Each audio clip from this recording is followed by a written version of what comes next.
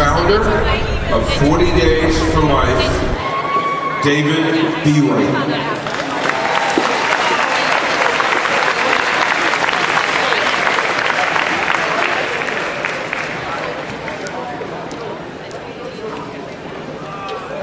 We hold these truths to be self-evident, that all men are created equal, that they are endowed by their Creator with certain unalienable rights, that among these are life, liberty, and the pursuit of happiness. With these words at the beginning of our Declaration of Independence, penned by Thomas Jefferson, signed by 56 of our founding fathers, enacted on July 4th, 1776, in Philadelphia, Pennsylvania, our American freedom was born. And today we are blessed to enjoy the benefits of those freedoms. But here in 2022, I don't think I need to convince you that our freedom is under unprecedented attack. And we gather here in Springfield, Massachusetts to preserve freedom. And as we do this, we have to understand that to preserve freedom, we must go back to the founding principles. Those unalienable rights given to us not by our founding fathers, but by our Creator, God Almighty. And we have to recognize that the first of those rights that our founding fathers identified was the right to life, because they recognized without life there can be no liberty. Without liberty there can be no pursuit of happiness. And without all of those rights there can be no freedom. So to preserve freedom, we must preserve, protect, and defend human life.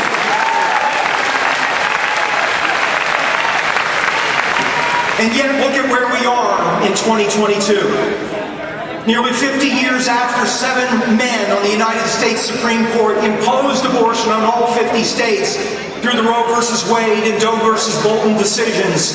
And since that time, some 70 million American children never got to exercise their right to life or liberty or the pursuit of happiness as they perished in a mother's womb. Knit together in God's image and likeness, they lost their very lives. And even as we sit here at the GOP convention in Springfield, every 30 seconds, another boy or girl loses his or her life. But it's not just the children, because we know women are wounded, scarred, sometimes physically, but many more times emotionally and psychologically and spiritually.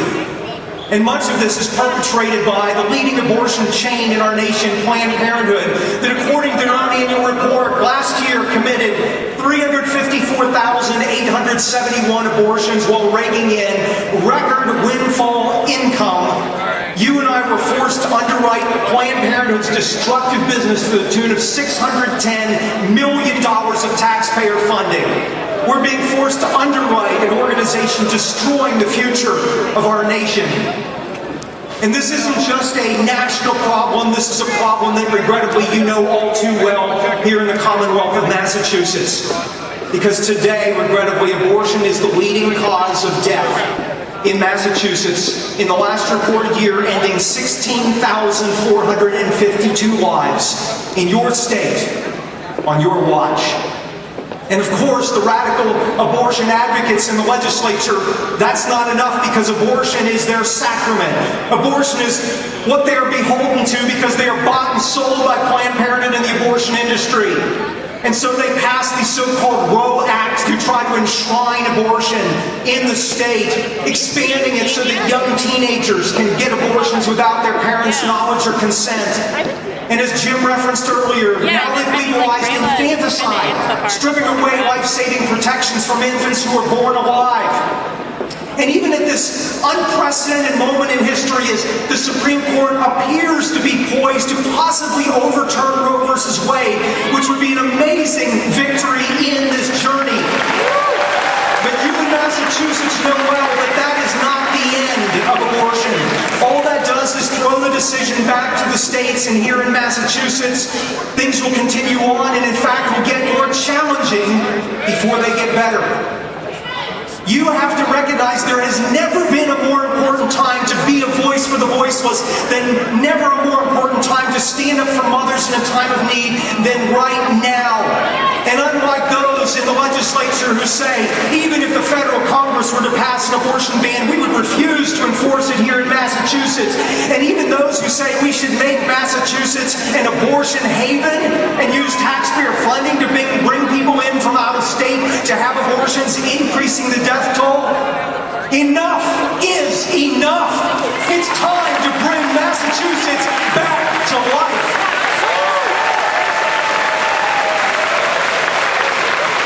And during our brief time together, first we will understand the nature of this struggle.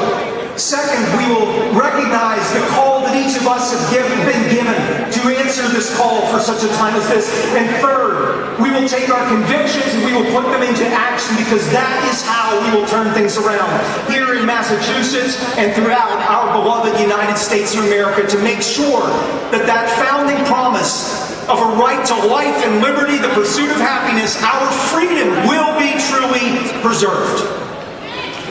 I had an experience 18 years ago that changed the trajectory of my life.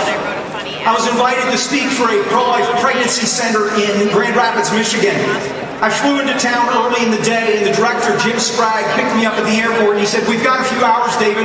I can either take you to the hotel to rest up and to freshen up, or I can take you and show you something that will forever change your life."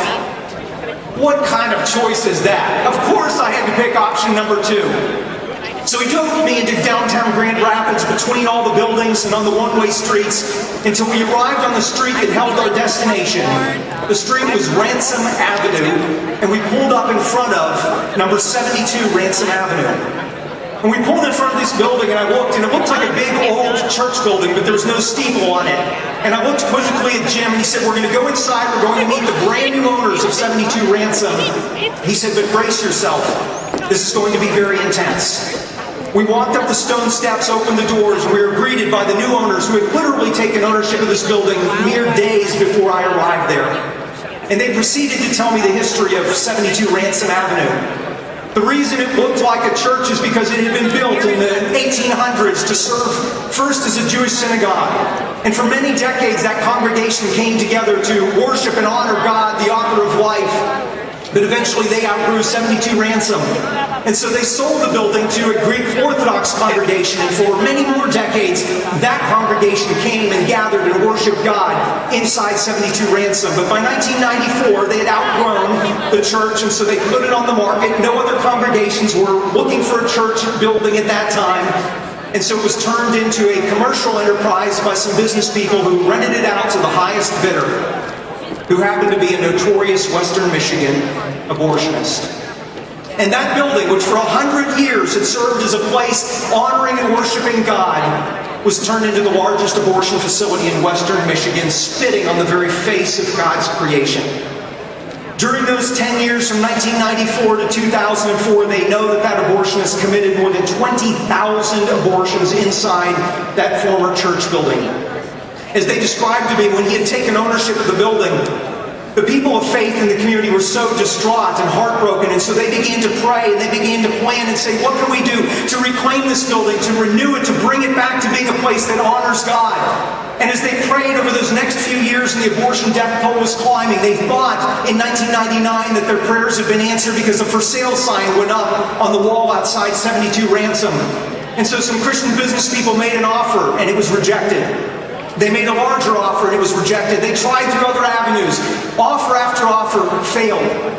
And months and years went by, and they said, is God hearing our prayers? Will He answer our prayers? And they were despairing.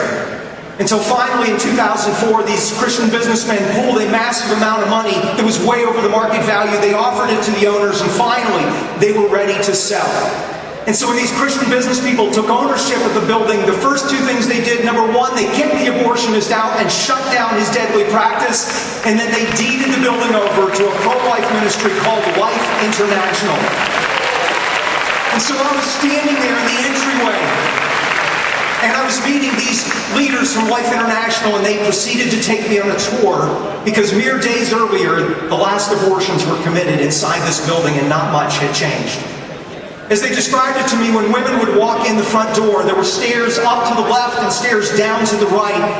And the abortion clinic staff had been trained to separate the woman from whomever she's with, boyfriend, family member, friend, because that person could talk her out of the abortion. That would cost us $600, $800, $1,200. So they would send the support person upstairs and they'd send the woman down the stairs to the right. And so they took me down those stairs to the first room, and that was the waiting room.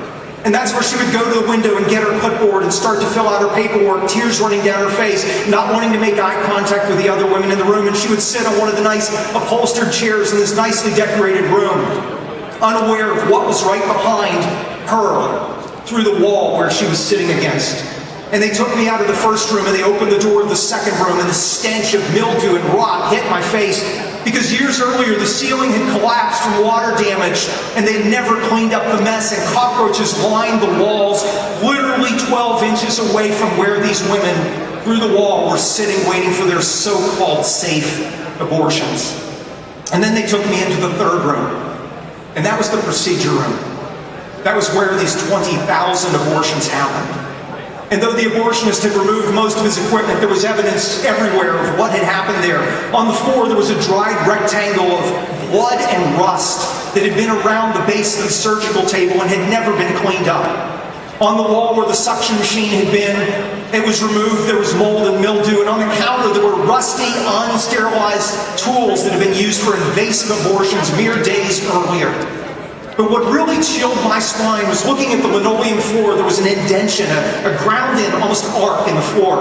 And I asked the host, I said, "What is that?" And they said, "That is where the abortionist stood at the base of the table, moving back and forth, pulling the arms and legs off of 20,000 children." For me that day, everything became real. This isn't just some issue. This isn't some abstract political debate or something that the Supreme Court handles. I was looking at the reality that this was life and death, good versus evil. And then they took me in the last room. And that was the waiting room where they would dump the women after the procedures. They'd gotten their money. They'd give her just a little Dixie cup of juice and a cookie and abandon her until she regained enough strength to stumble out onto the street. I was changed in that moment. And I thought that was everything that Jim had told me, my life-changing experience. But then they proceeded to tell me what had happened a few days earlier when they took ownership of the building. They said, "We called every pastor, every ministry leader we knew to come so we could pray over this entire building once we took ownership, to reclaim it for God's purposes and to promote life rather than death." And so when they gathered in the building, one of the pastors said, "We need to start where the abortionist would begin his day and retrace his steps." So they went down those stairs to the right, past all of those rooms, down to the end of the hall, and it took a right out to a metal door that opened out to the alley. And they gathered inside that door. It was closed and latched because that's where the abortionist would park his car and come in. And they prayed fervently for a number of minutes there. And at the end of that time of prayer, one of the pastors said the amen. And that big metal door burst open on its own. And they felt a rush of air go out of the building. And then a gentle breeze came back in.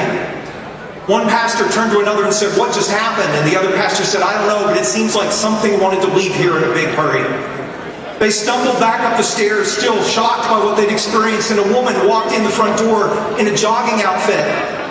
And she said, "I'm sorry, I didn't realize you had a meeting." So one of the volunteers pulled her to the side, and he said, "How can I help you?" And she said, "Well, I run by here all the time, and I just want to know what happened to your statue." And he said, "I'm sorry, what do you mean?" She said, "The statue, you've had it for years on the roof of the building, that big demon figure perched on the roof of the building.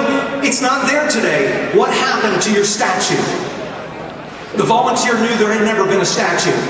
But looking in her eyes, he said, "I saw conviction that she had previously seen something that she was not seeing that day."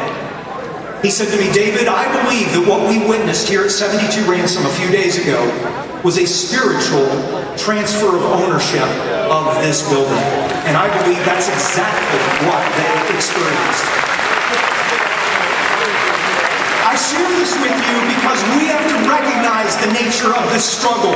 Yes, abortion has worldly consequences. Children die, women are wounded, families are ripped apart. But underneath it, we have to understand as people of faith that this is a spiritual struggle, and ending it on our own in Massachusetts, it seems impossible. But we know that with God, all things are possible. when we are willing to live out our convictions and our faith, then mountains will begin to move. And that is how we will begin to turn the tide in Massachusetts. And we will have a transfer of ownership, community by community, across the Commonwealth, and ultimately throughout America. From death unto life, we need a transfer of ownership of our Massachusetts and our America. Amen? But we have to realize that we are all called for such a time as this.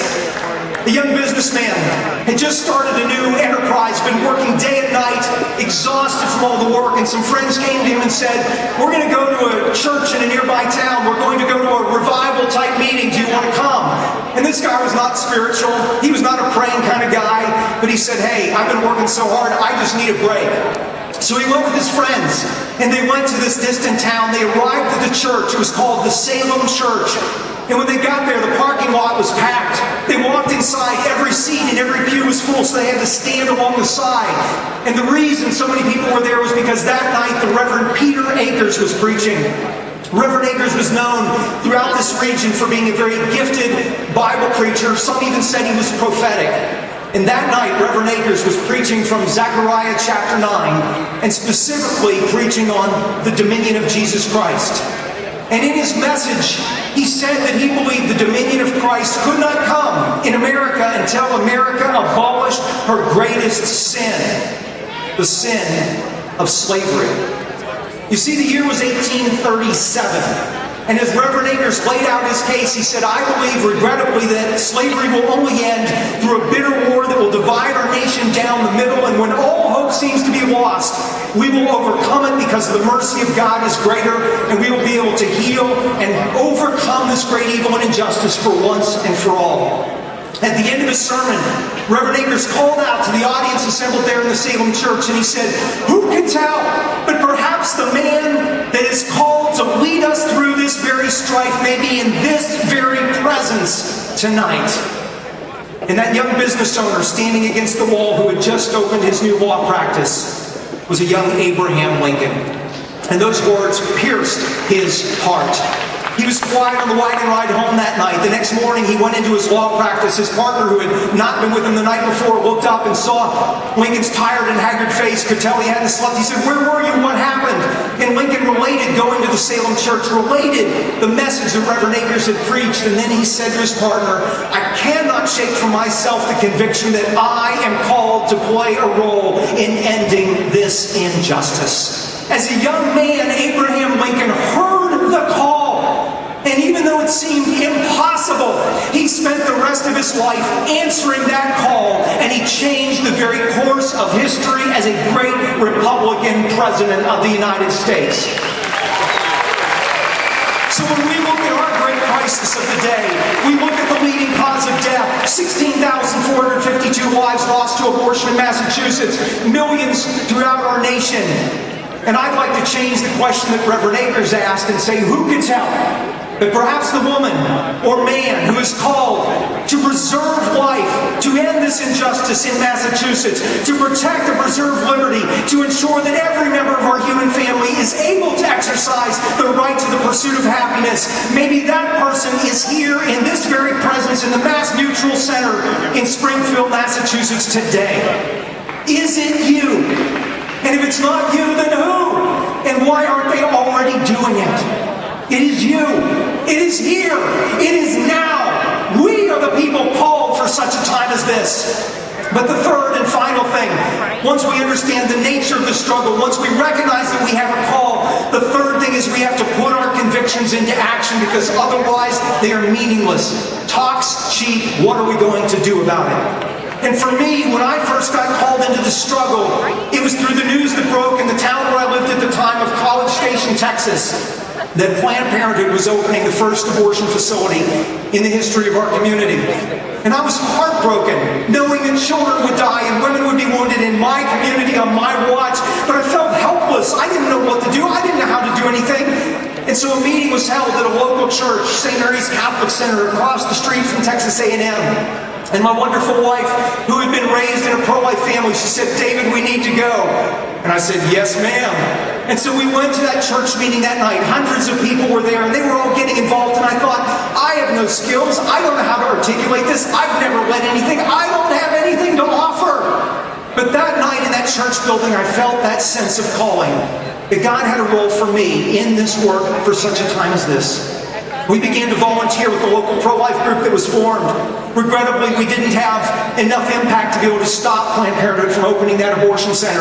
So then we shifted our efforts into trying to reach out to women, to help them, to serve them, and to try to end abortion, to stop taxpayer funding of Planned Parenthood and abortion in our community. And we worked hard, and finally in 2001, I was working as a pharmaceutical sales rep, and I felt convicted to leave my job and dive in and lead this local pro-life group. And it was a huge step of faith, and I was terrified.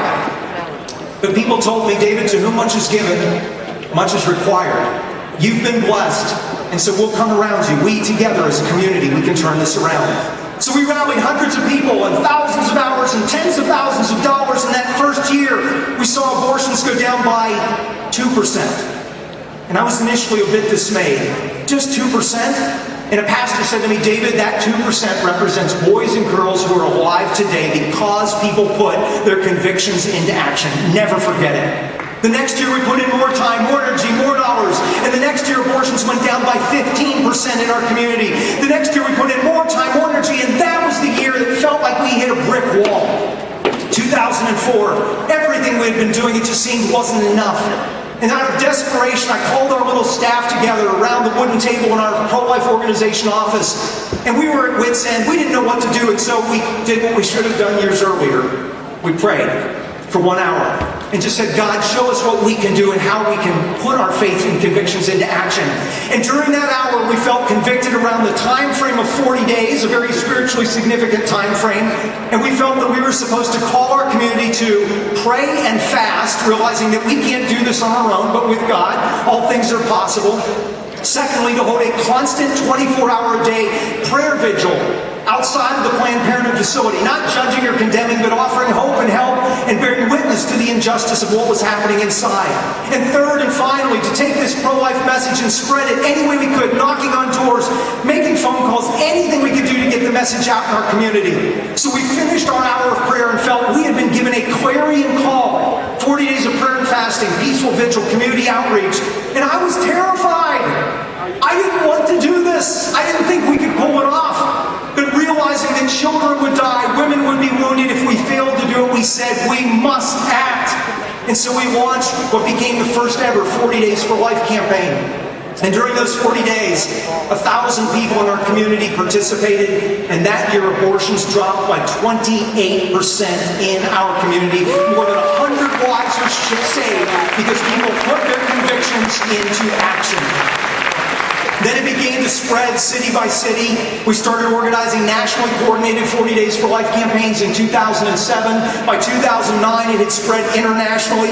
And if you fast forward to today, there have now been 40 Days for Life campaigns conducted in more than 1,000 cities across all 50 states and 64 nations, including many locations all across the Commonwealth of Massachusetts. And we have seen, by the grace of God, 21,528 children who were scheduled to be aborted, who now are able to exercise the right to life because they were saved by people putting their convictions into action. We've seen 116 abortion centers close their doors and go out of business for good. And by the grace of God, we've seen 239 workers have a change of heart and leave the abortion industry, including the most famous of those, Abby Johnson, who was the director of the Planned Parenthood facility outside of which we did that first 40 Days for Life campaign. Who would have ever thought that the Planned Parenthood Employee of the Year would not only have a change of heart and become pro-life and embrace her faith, but this past year she was a speaker at the National Republican Convention. God has a sense of humor. But in all this work and all of these travels, I've always just had a longing. I remember the words of Mother Teresa, we are not called to be successful, we're called to be faithful. But I wanted to just know this was all worth it. I had been traveling, my family had been traveling with me, and we'd heard a lot of stories, but I had yet to meet one of those children saved by the efforts of people putting their conviction into action. Until 2.5 years into 40 Days for Life, I was traveling down through New England and came down to Pennsylvania, and I stopped in Harrisburg. I spoke at a pregnancy center that night before going out to their 40-day vigil the next morning. And right before I got up to speak, a woman got up to share her testimony and told how months earlier she had been walking down the sidewalk, opening the door to go into that local abortion facility when she happened to glance out to the sidewalk, and there were two women quietly there praying. One of them held a handmade sign that said, "My abortion hurt me." The woman's name was Karen, and she had always felt, how can I tell somebody else not to do what I did? But she felt that day, I've got to go. And so she made the sign and went. And the mother, walking into the abortion facility, saw that sign, made eye contact with Karen, and Karen said, "I will help you." And that was all it took. She slammed the door, ran over, fell into Karen's arms with tears running down her face and said, "I need so much help." And Karen said, "We'll be here with you and for you." And they were throughout her pregnancy, along with the pregnancy center that was right around the corner. And they were there when she gave birth to a little boy she named Jekiah. And as she shared her story that night at that banquet in Harrisburg, she said, "I bet you don't like to meet my little boy." And a woman stood up in the back and came up on the stage and laid him in his mother's arms, and there was not a dry eye in the house. After the event was over, she came running over to me with Jekiah in her arms, and she said, "Mr. Bereit, thank you so much for 40 days and what it's meant for me and for Jekiah." And I said, it's not me. I've fought this every step of the way. I've never even been to Harrisburg, Pennsylvania before. It was Karen, it was this pregnancy center, it was all these other people. And she just smiled and she said, "But wouldn't you like to hold Jekiah?" And I said, "Yes, I would." And she took this beautiful little boy and she laid him in my arms, and his eyes twinkled and he wiggled, and I thought he was that close to being a statistic. What if people hadn't put their convictions into action? That moment for me was worth everything. And if you've not yet had that experience as you preserve life and liberty and freedom, then one day soon I hope you too have the opportunity to meet a boy or a girl who is alive because of you, because you were willing to go against the tide, you were willing to stand up against the media and the liberal establishment, and you were willing to say, "No, our America was founded on a right to life and liberty and the pursuit of happiness. We will never abandon that." And in this moment of time where we have an opportunity to be engaged civically, we have to recognize the choice has never been clearer. The Democrat Party has embraced abortion on demand at all times, expanding in taxpayer funding. It is their sacrament. Vice President Kamala Harris Thursday of this week held a conference at the White House with abortionists, because that's what they are beholden to. And the 47 abortion facilities across the state of Massachusetts, they bought and sold many of those in the legislature. Enough is enough. We are the people who are called for such a time as this. And so my hope for you is that you recognize the nature of this struggle that we are in, and that we work together to know that we need a transfer of ownership of our communities, of the Commonwealth of Massachusetts, and of our America. Secondly, that you ask God to show you what your role is, your call, and as He reveals it to you, say, "Yes, as for me and my house, we will serve you." Because who can tell but the woman or man who is meant to turn the tide in Massachusetts may be in this room. And third and finally, put your convictions into action. When you do that, you will have moments that will be so incredibly worth it as you see the fruit of your efforts. So get involved, or get more involved. The pro-life groups that have tables all around here, go to their table and say, "Tell me what I can do. How can I invest my time, my talent, my treasure? What can I do at this crucial moment, this unprecedented moment when standing for life is more urgent, more pressing than it has ever been?" And then get involved in the Republican Party. Get to know your candidates. Make sure that they stand unapologetically for life. And when you find that they are, be willing to volunteer. Get involved, knock on doors, make phone calls, put a bumper sticker on your car, wear a sticker, get the word out, put the signs in your yard, and then do the same for all of those people you know. There's a sleeping army in Massachusetts, and it's people who recognize the right to life is the foundational right upon which freedom is based. Awaken that sleeping giant. Get everyone you know out to vote. And as you work to preserve life, you will be working directly to preserve liberty. You will be working directly to preserve the right to pursuit of happiness, and you will be an active part of preserving freedom. You can bring Massachusetts back to life, and you can to life. God bless.